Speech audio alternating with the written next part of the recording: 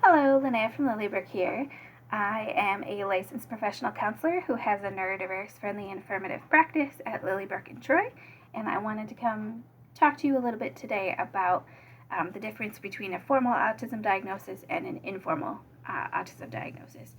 So, as you would expect, a formal diagnosis is when you have gone through testing specific to autism, either given by a psychiatrist or a psychologist, who can run that sort of very formalized, standardized testing. An informal diagnosis would be coming to a counselor, a social worker, things like that, who has not done either the training to do the testing or is not, in my license case, is not allowed to do the testing for some reason. I'm not sure why, but mostly because it just isn't something that a lot of places will accept from a counselor. So if you're looking for an autism diagnosis for informal purposes and you're not seeking any kind of disability services or accommodations from schools, you may be okay with just an informal diagnosis if you would just like to know more about yourself, and that's more the area that I can work in. In this area, there are some places that will do a formal autism diagnosis. Those include some of the hospitals. Henry Ford and Beaumont both have programs for that, for I believe both adults and children. Oakland Neuropsychology Center has testing for both adults and children. The University of Michigan has a couple different sites with testing.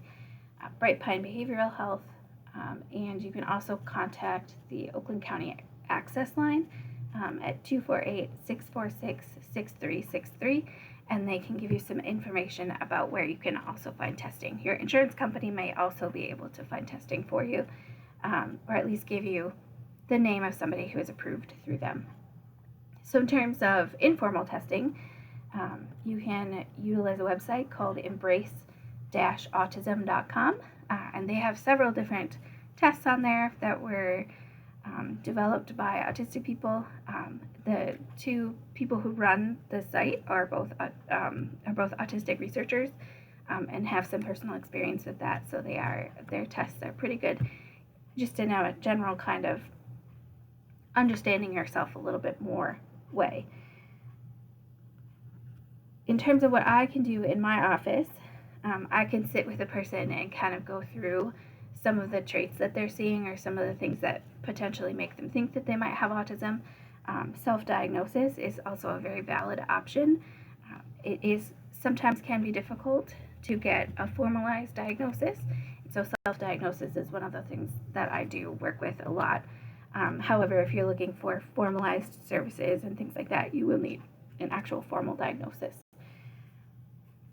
For an informal diagnosis like you would have from me, when I treat somebody who comes in my office and says, I think I have autism, or I think I am autistic, we will sit down and talk about the different traits, the different things that make you think that way, or make you think maybe your child is autistic. And a lot of the times there can be a lot of shame or a lot of fear around that. And really, I don't see myself as treating the autism so much as I do treating the symptoms of living in a world where that's not really embraced. So we would treat things like anxiety or depression related to that, or work on social skills if that's needed, or work on confidence building, and kind of accepting a new neurodiverse identity, and things like that. So that's kind of what I work on informally. And then there are, like I said, some other resources for formalized diagnosis in the area. As usual, if you have questions, you are welcome to check out our website, which is www.lilybrookcs.com, or you can contact the front desk at 248-250-6620. And I hope you have a very happy Monday.